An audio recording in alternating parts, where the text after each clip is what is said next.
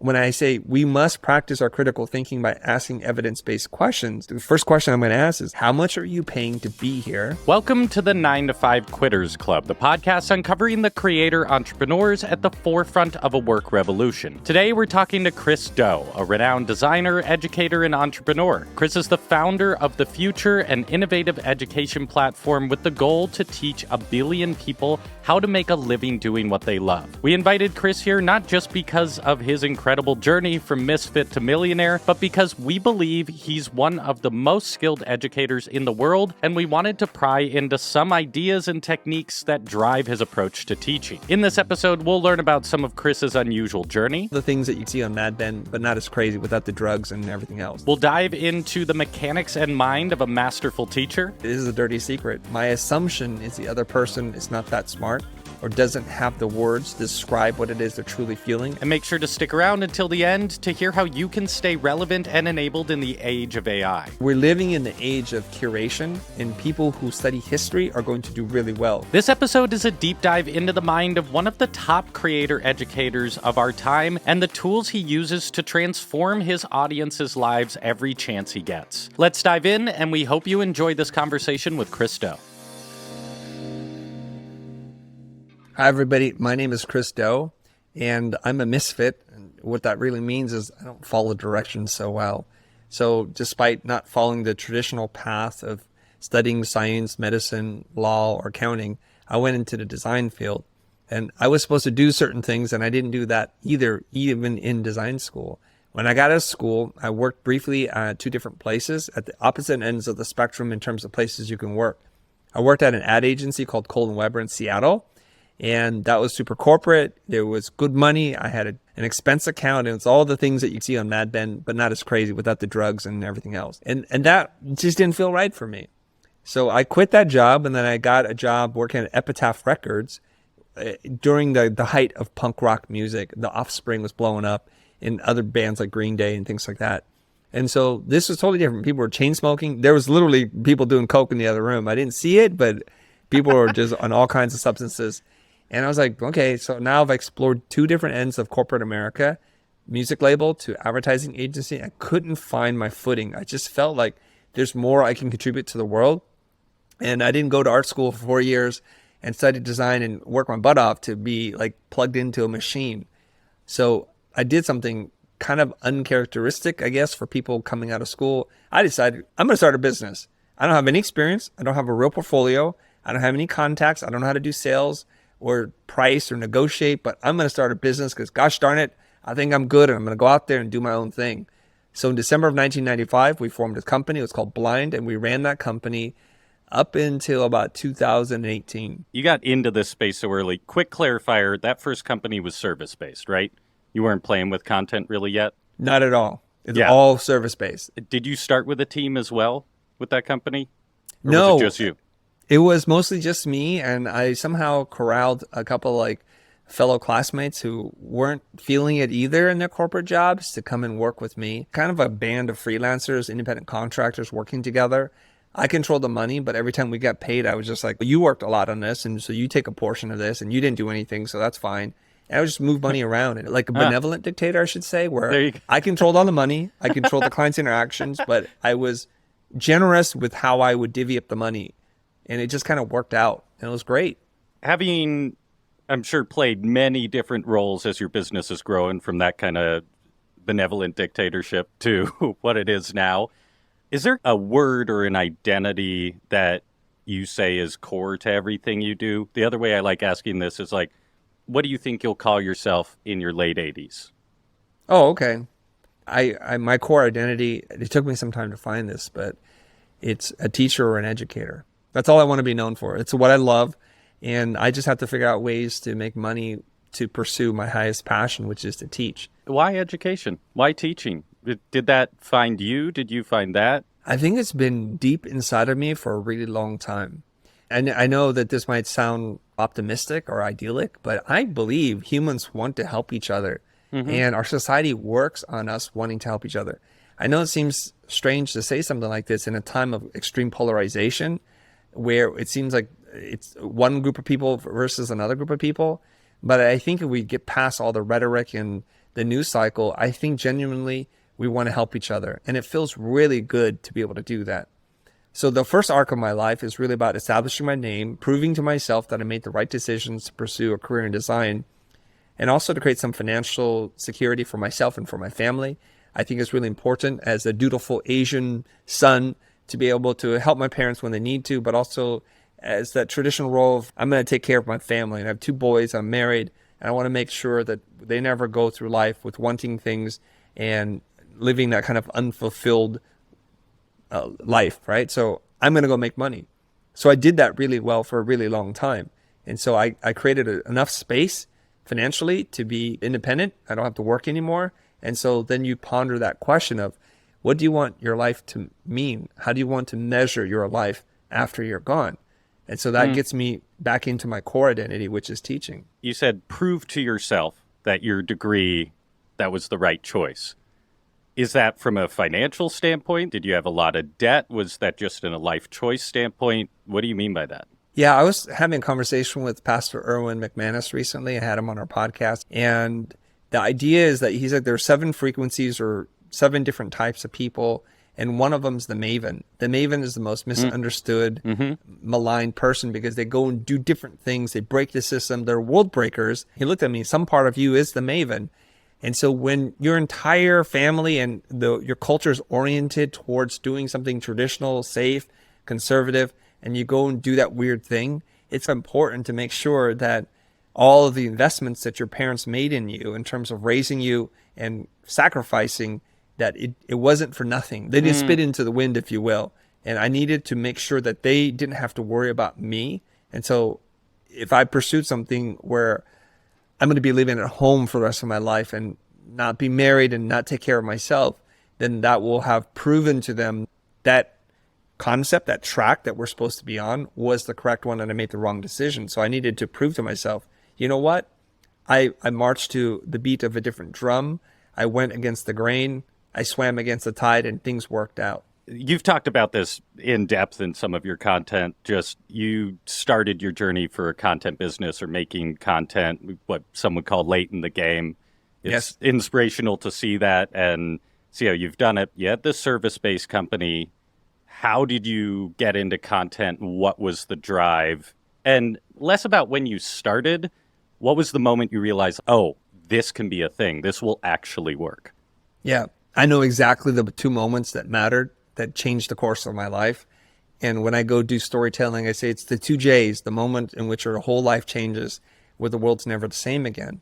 The first J is for my wife. Her name's Jessie. And my wife would accompany me to class where I was teaching. So besides running my design and production company, I would go and teach at Art Center and Otis once a week. And I loved it so much that I was thinking, my gosh, only a handful of students ever get to see the real me, the full me, the person who comes alive, teaching and pulling on strings and creating tension and releasing that tension. So I invite my wife and she comes, and I love her to be part of this because she's got a background in design. We've worked together for many years, but she can tell me feedback to my face where my students could not. And I'm a constant improver.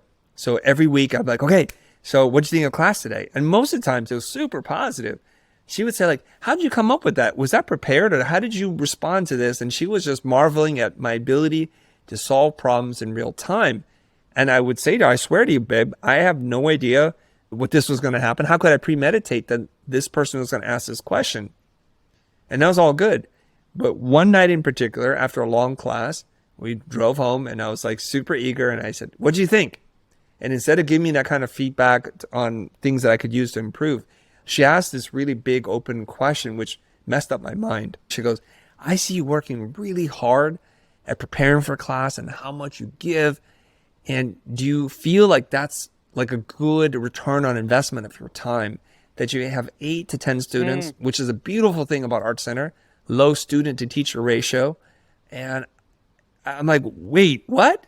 And she didn't say this, but I felt like she said it. And what I heard in my mind was, are you living up to your potential? For clarity's sake, whenever I tell this story, my wife gets a little bit upset at me. She goes, that's not really what happened. I said, don't let facts get in the way of a good story. That's the way I'm telling it and how it messed me up. And I'll tell you something, emotionally, I was going through the stages of grief, denial, anger, bargaining, and just going through the whole bit. Like, I didn't want to hear this from her because I just loved this so much. And somebody just wrecked me by asking that one question. She reframed the entire world for me, but didn't give me an answer. I see the problem. What's the freaking answer? So we drove home in silence to turn up the radio, and that was that. Now, the way that the world works and the mysteries of how things align and how things manifest for you is evident in the next part, the second J in my story. There's a guy, his name is Jose. We went to school together, and I hadn't talked to him in over 10 years. And I was looking for something, and I asked him for help. And he very generously said yes. And when we started getting together, he goes, Chris, I know you're passionate about education. I am too. I have a company. It's called The School. We should team up. Forget what you're doing. Let's team up and work on this thing together. And then all of a sudden, it started to make sense that the way that you reach a lot of people and you impact a lot of lives to make your time count is to find ways to amplify and reach a whole lot of people. And that was through YouTube. So a thread that was open for my wife, Jessie, was closed by Jose, because Jose showed me the way. He gave me the means, the tools, the how-to, the tactical part, and we did it together. Now, it's not like an easy thing. It's full of bumps in the road and mishap and emotion, but that's how it all came together. You're also someone who talks a lot about archetypes for branding, for design. Was that a fascination early on? Was that something you identified with before you got into the branding space, that fascination of different people and archetypes? When I was growing up, just as a kind of like a game that you would play with friends, oh, let me read your palm, or let's talk about astrology and your sign and all that kind of stuff. And it got me to think, like, how's it possible that some ancient wisdom figured out that there are only so many different types of people in the world, or personality types? And that can't be true. And I'm like fighting against this because I don't want to think I'm one of one. I'm 1 in 8 billion people, and I'm so different than the next person. How could this be? But when you get together with someone who really knows what they're talking about, they quickly can identify you're a constant improver, you're a people pleaser, or you're a caretaker. And they just go through that. I'm like, how would you know that? And my therapist told me birth order. Can birth order really determine who you are? And she goes, let me tell you who you are. And I don't even know that much about you. I'm like, dang. Then she told me about my brother, my older brother, and my younger brother. So she said birth order has a deep impact on who you are and your family history. So the first thing that she did was we sat down and she said, let's map out your entire family history, your parents and their siblings, and where you are in your family. And from that, she already knows who I am. And so I start to look around, and I think, what is it? Intelligence is your ability to spot patterns. So when you meet people, you also start to like come to the same conclusion, like, oh, I know your type. How could that be if they're one of one? Because there are only so many types of people in the world.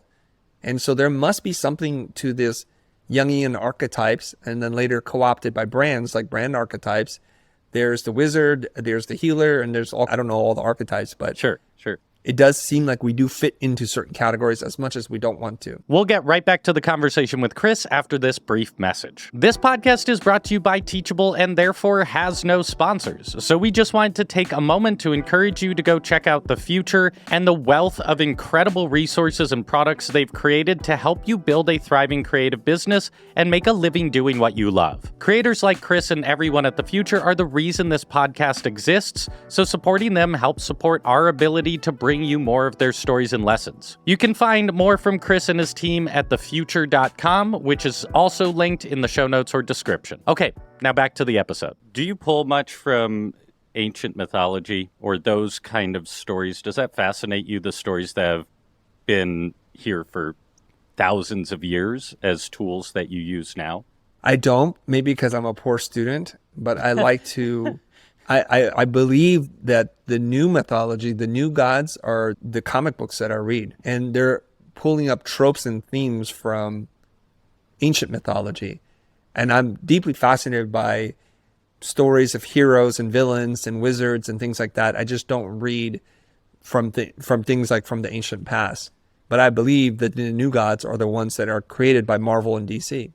Do you consciously pull those story arcs into your own work in how you communicate with other people? Absolutely. Quite literally.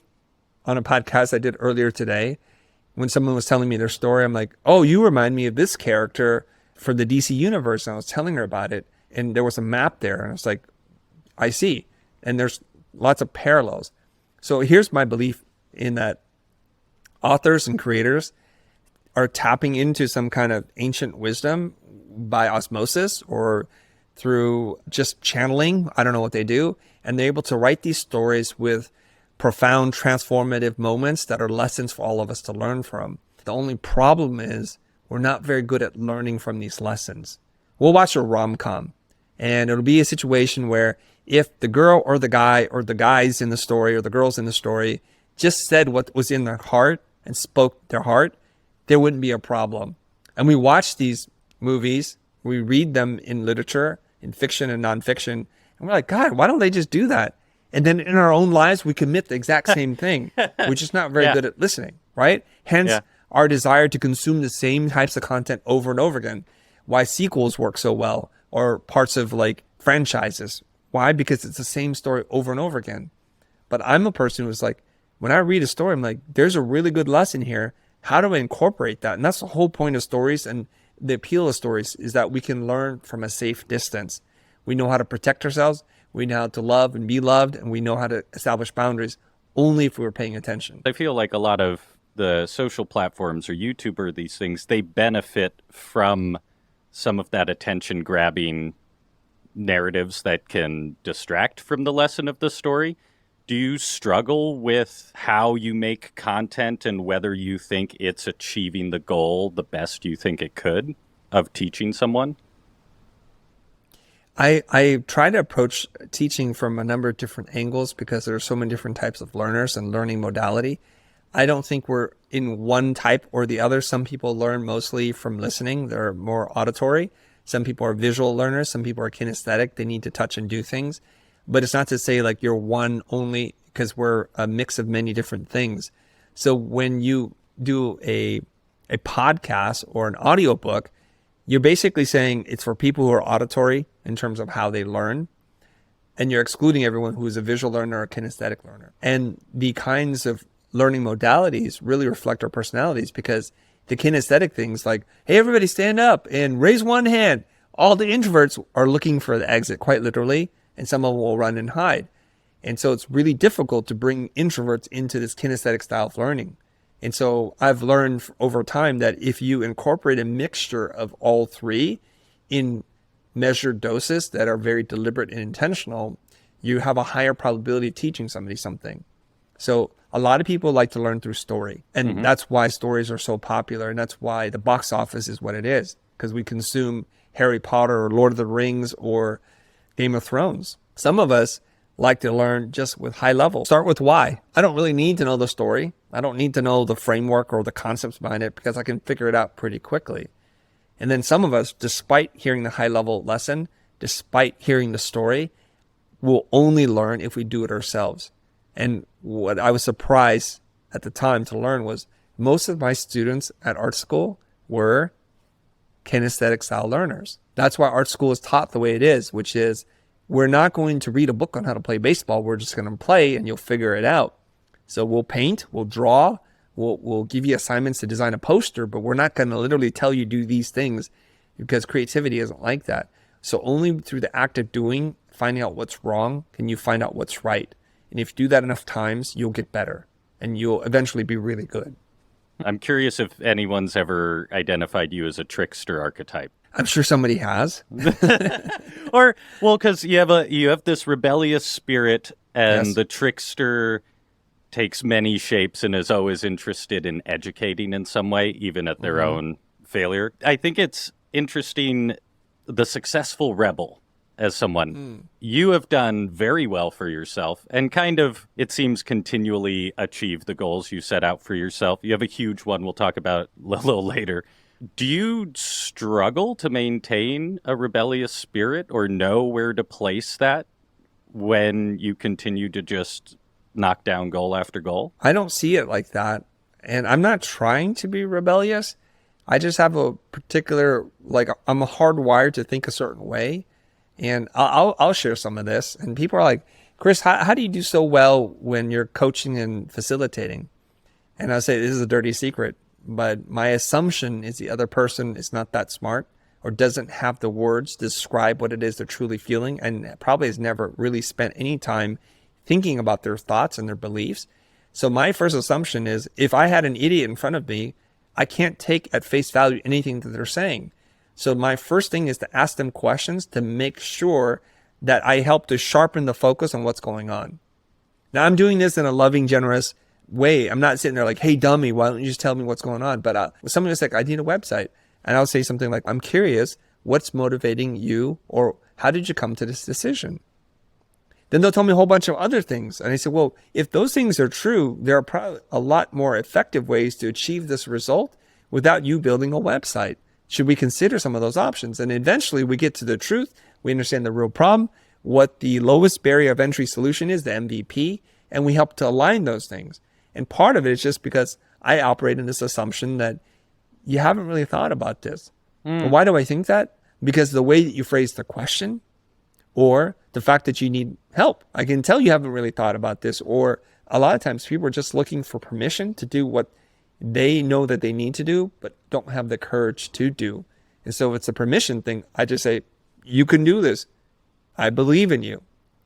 And in my mind, I'm thinking, I have no evidence that this is true, but if that's what they need from me right now, this is what I'll give them. That skill of getting shrewdly good at asking questions seems really hard to practice in isolation. Is that just throwing yourself out, putting yourself in the situation of being in classrooms working like that? Do you review your own content? How are you refining that skill to the level you've got it? Because you are so quick in those scenarios.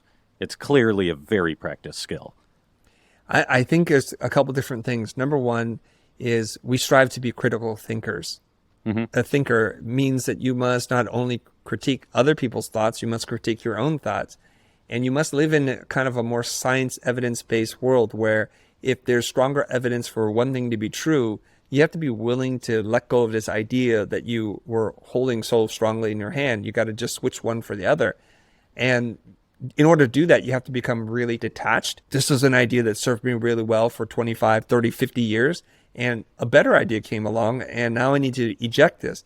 The problem is with most people, they can't look at this objectively because this is so close to them, and they tie their own identity so interwoven into it. It's like a tumor that grows around nerves that if you cut the tumor out, you're going to destroy a lot of nerves. And that's how they see it in their mind. I can't tell you how many times I try and coach people, and they say, well, that's my identity. I said, so you're in love with not being successful and being sad and depressed and miserable. No, I don't. So I don't know how to help you here because you're simultaneously saying I want to change, but it's not possible for me to change. Only one of those two things can be true. So what I do is I start to enter into this evidence-based question mode, which is when you say this thing, this belief that you have, let's look for evidence that supports it and let's look for evidence that is against it.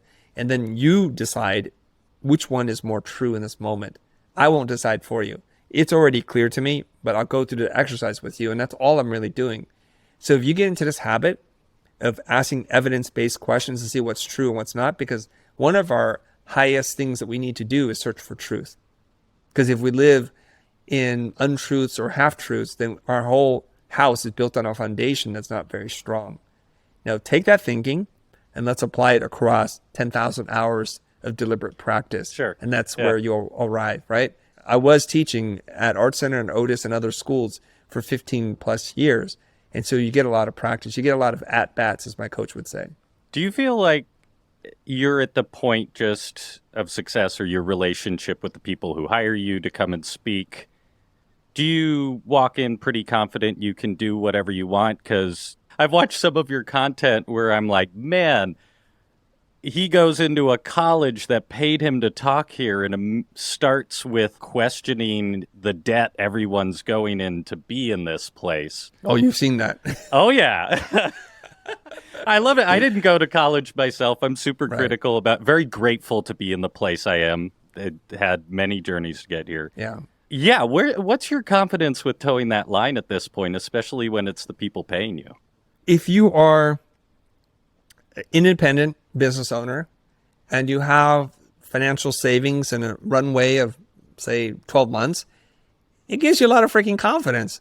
And Yeah. if you have more opportunities than capacity to do things, then you also have more confidence. And so I know it's going to sound terrible to some people. I'll just say it. Frankly, I don't give an F. Fire me. I believe I bring way more value to this organization, whether it's a corporate training thing, public speaking thing, or even an institution. Like, what are you really paying me? $75 an hour where I teach for 3 hours. So I made what, $225 today? I make that in an hour or 15 minutes consulting for a client. You're not doing me any favors. In fact, I'm trying to help you here. And I know my value. I know my passion. And I know that I care deeply about the students' well-being. They all made a decision and their parents are writing the check for it.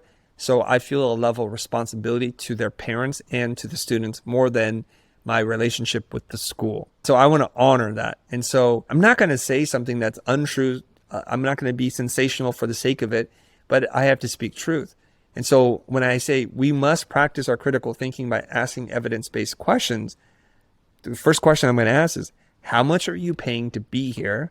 What are your expectations from each and every single class and instructor? And I'll break it down. This is what it costs you an hour to be here. So if you're in the back playing Candy Crush, that's what that game is costing you at this point. And Candy Crush is free. Why don't you buy 3,000 gems and just skip this whole process and skip this class? So that kind of draws into focus for them what the heck they're doing in that classroom and what the value that must be created or the transformation that's created such that you would feel you got a better return on your investment. And that's what I approach it as. You've talked about how AI could make a major flip to who is a valued worker. You were saying it could be the age of lit majors and philosophers. All of these degrees that have led to nothing unless you're going to be a teacher in a college. These are now the people most prime because we have this question-based good input equals good output. Yep. Do you think that the educational system is preparing people for that? Or that's something people are going to have to go and discover their value on their own? I think if they're preparing people for it, it will be by accident, not on purpose. Because if you look at educational systems, they're very bureaucratic. It's a big machine. And what my former business coach told me before is when everyone's in charge, no one's in charge, and everyone's in charge. I've worked in large organizations before as an advisor, as a board member. I can see how things are done. Generally speaking, and this is to no one's fault, it's just how these things come about because of our kind of idea about democracy and sharing responsibility. I think those are good ideas. But what happens is we don't sit there and try to say, what if we tried this crazy idea? Because what happens is when you offer up an idea like that, you just take on more work for yourself. And what happens is if it doesn't work out, you're the one to blame. So there's almost like no reward and all like liability. So what organizations wind up doing is trying to be as safe as possible because no one blames you for not protecting the organization. So radical ideas die really quickly. Like innovative ideas are rarely pushed forward because, well, whose work is that going to be? I'm only paid to do certain things. And I could be the one who's then blamed for taking down the whole organization because we tried a radical idea. And so they're very slow moving because of that. When I would tell people before, like I've tried to collaborate with many schools in the past, and I said, they move at a glacial pace, and that's an insult to glaciers because glaciers actually do move. Okay? If you look at our educational system, with some exception, it has hardly changed at all in the couple of 100 years in which it's existed. Why is that? I'm not here to solve that problem because I tried to work within the system to change it. And now I'm like, you know what? I just got to do it myself. I'm willing to take the risk. I'm willing to mess up and fail. And when I figure out how this can be done that's more innovative, I'll just share it with the world and whoever wants to can do it. Otherwise, I'll just keep doing this. As it relates to AI, I mean, are schools even caught up to the internet yet? I don't think so. Are schools caught up to like distance-based learning, asynchronous learning, capturing content in multimedia formats that are rich and can address the needs of different modalities of learning? No. So now AI is coming in so hard and fast that they cannot even process this. But here's where I think it works out.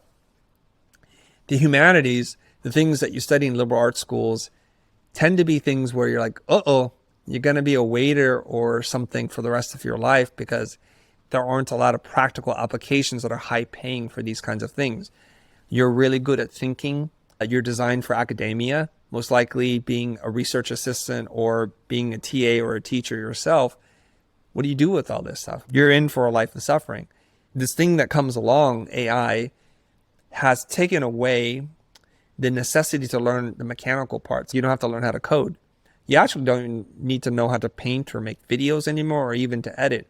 But what you do need to do is to have an idea, to be able to give very specific instructions and parameters, which requires logic, reasoning, probably a base in philosophy, pedagogical thinking, probably psychology and sociology, these kinds of things that are very soft skill based that are going to be very important in this age. And I'm willing to put a flag in the ground and say, if you don't believe me, revisit this episode in 2 or 3 years and see how true this is. And I'm willing to tell you, if you don't believe me, you're going to come back to this and say that was really prophetic. So we're living in the age of curation, and people who study history are going to do really well because the machine already knows more than we know. So if you have a background in the history of music, art, architecture, photography, illustration, design, you can very specifically dial in what you want. I'm already now paying people who are prompt engineers now to create a result for me that I don't have the time to figure out. I just don't have time. And I paid them and they made really good money relative to the effort that they put into it. And I think that's a wonderful opportunity for those who are ready to take advantage of it. I come to you, I'm 18, I say, Chris, my parents desperately want me to go to college. They're so proud of me. I got good grades. They don't have money. I'm going to have to take all that debt. I've told them I want to take a year off. I got a year to try something else. I'm terrified of taking all that college debt on. What should I do, Chris? This one's really tricky. Unfortunately, for some people, going to college is going to be the largest expense in their life, and they're going to work for the rest of their lives to pay down this debt. That is the only debt that's unforgivable. You can't declare bankruptcy. And unless another president has loan forgiveness, we're going to be in this space. And so we have to ask ourselves these kind of critical questions. How do you learn best? What kind of financial commitment are you making for what kind of job that's going to exist for you when you're done? What is the likelihood that the place that you're going to go to will give you a supreme advantage over other people who didn't go there? If you don't have good answers for this, go to community college. I love community college. I am the beneficiary of going to community college. The price for a unit or a credit is so low, it's the right ratio for me. And if you live in a good town, a lot of the professors who teach at a big university will teach at a community college because they don't love money. They love teaching. And this works really well for both the student and the teacher. It's very equitable in my opinion. If you're self-motivated, if you're really determined to learn, community college is a great place to figure this stuff out. And I would strongly encourage you to use all of the resources that are available to everyone at low to no cost. Use them all, exhaust them. Spend time on the large language learning models like GPT or Claude or some of these other ones, and just ask it to teach you certain things and give it very specific instructions. And it can be a therapist, a teacher, a TA, a brainstorming partner, a coach, a guidance counselor, all these things rolled up in one. And here's the best part. It's pretty good today, and this is the worst it's ever going to be. It's moving at such a fast pace that I'm like, it keeps blowing my mind. And I'm learning from other people who continue to have conversations with the machine. They have a job now because they know how to talk to it, but soon the machine will just understand it intuitively. My friend who spends a lot of time with AI tools, his name is Dave Katagi, he said Claude understands things better than ChatGPT. It understands metaphor and symbolism. It seems like it's trained on different models, and it's more creative in ways that it's not hallucinating, but it knows what you want, even when you yourself don't know what you want. That's incredible to me. And then I say, I'm not even going to do community college. I'm sick of school. I'm really inspired by this creator thing, but my parents have said I got a year. What are 3 things I have to do in that year to see if this is going to work? Super. Number one, Identify 3 people that you think are who you'd like to become when you quote unquote grow up. Just 3 people, and become super obsessed about them. Follow them everywhere. Listen to all their content. There's a good chance that you know them because they make content. Read all their books. Now, here's the secret. And I think, I'm not saying anything that people don't already know or are suspicious about. I think Alex Hormozi is doing really well because he's not read 50 books. He's just read 5 books 50 times. If you can do that, you will do really well. Because I think about this, like people who get a master's degree, have they read 5 books that they know inside and out? You're missing a lot of the kind of analytical thinking, the discussions from being a part of a graduate program. But just try to pick up 5 books on one subject from credible authors and just start there and read them over and over again until you could teach them without even looking at the book. I think you're going to have an incredible leg up in the world. So if you follow them, start to engage with them and build a relationship with them, there's a good chance one of them might start talking to you. And you can learn so much by just being around the kinds of people that you want.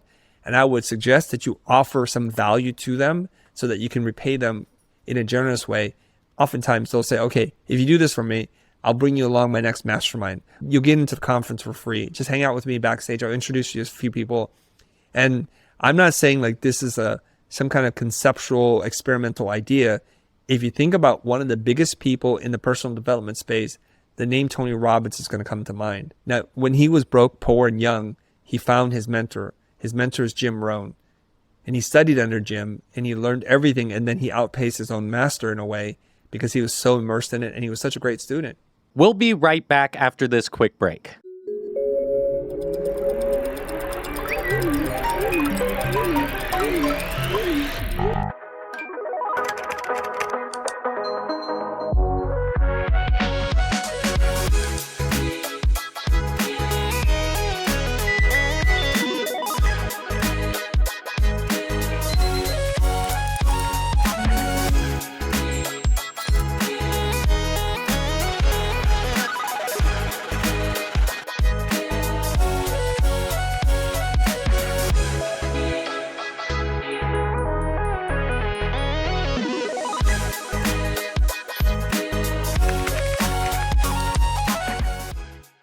You've said your mission at the future is to teach 1 billion people how to make a living doing what they love. I've also heard you say that's kind of an intentionally lofty goal. Like whether you do or not, it keeps you focused. What happens if you do? Then what? I don't even want to entertain that idea because it's such an audacious idea. Can you imagine that 1 in 8 people on Earth have been directly or indirectly impacted by the thing that you do? I don't know anyone who's had that kind of impact. Even mega superstar people haven't had that kind of impact. And so I don't know what happens. I just can't even fathom it happening within my lifetime, which makes me keep thinking bigger and bigger. We were talking about AI, and I'm working with a friend right now to develop an army of robots that help teach very specific things. Each robot is trained to do one thing really well, so that you can come to that robot and say, help me write a killer offer, an irresistible offer. It'll ask you some questions. It'll do some research for you, and it'll spit out something to you that's going to get you 85 to 90% of the way there so that you can go and focus on something else, like developing relationships with real humans versus sitting and grinding over it. And so if we come up with 50 or 100 robots like this, imagine if we then unleashed it on the world, and you can literally get help from some version of a quote unquote artificial expert at something to help you achieve the transformation that you want. So then that idea of reaching 1 billion people might be possible after all. I think we set a big goal. Yeah. And then the means to achieve that goal eventually manifests, and then you go like that. I do believe in a future where 1 in 8 people make a living doing what they love. So I'm curious what happens if you do that, but we'll see. Maybe we'll get to talk to you again when that happens. We'll see. What's really cool? You just reminded me of something. When you are intentional and you speak your goals out into the real world, your mission, you align yourself with other people like, hey, wait. That resonates with us. We should team up. And then this becomes like not just Captain America, the Wasp, or Iron Man. It becomes the Avengers. And we can do so much more together. The Avengers are really designed to deal with globe-threatening problems, where Spider-Man is your friendly neighborhood Spider-Man, and he's making sure like the lady doesn't get mugged and the petty bank robber gets stopped. He's not dealing with Galactus. He doesn't have that much power, but the Avengers can, and together we can do some great things. And you may never know the superheroes you've inspired to fight next to you. So short answers, rapid fire questions let's do here it. before you leave. How do you respond to the phrase, those who can't do, teach? Bogus. What's a habit you still have that's holding you back from accomplishing your goals? I think sometimes I'm so thrifty with money that I should just be a little looser with spending it. Sure. What's a book our listeners should read this month? 7 Strategies for Wealth and Happiness by Jim Rohn. What's the number one best investment you've made in your life? 100% it's me. Who's a celebrity or big creator who doesn't have digital products or an online course that you believe should? Probably Sadhguru, the yogi. Chris, it's been such a blast talking to you. I would just open, before we wrap up, any last parting words to our audience? I believe in what we're doing. I believe in the power of teachers and the ones who are really doing it with integrity to help other people transform. And I remember hearing this line from former President Barack Obama. He's quoting someone else. He says, when you get to the top, it's your obligation, your duty to send the elevator back down. Being a first-generation immigrant to America, I'm so fortunate to be here, to have the experiences I have, to live in where I think is one of the best places to live, just geographically and everything, that I feel this great sense that I've got to repay this, and I got to help other people achieve some portion of their dream. And I'm going to keep driving, and I hope you'll join me for this. Thank you so much for your time, Chris. Hope to talk to you in the near future. Wonderful. Thank you very much, Adam. Chris is a great example of how it can take a while to find your purpose in life, how that time can bring a wealth of experience, and it's never too late to leverage that experience to create the life and impact you want to in this world. Plus, in doing so, the unpredictable amount of lives you can change along the way. I hope you learned as much as I did today, found something you can apply to your life, and if nothing else, were inspired by Chris's story to take a hard look at your 9-to-5 work and make sure the way you work is working for you. If you want to join the thousands of other creative entrepreneurs who are building an income out of their impact, click the link in the description or the show notes to join the club and learn how you can do the same. Don't forget to subscribe to the channel and check out our recommended next episode linked here. Thank you for being here. We'll catch you in the next one.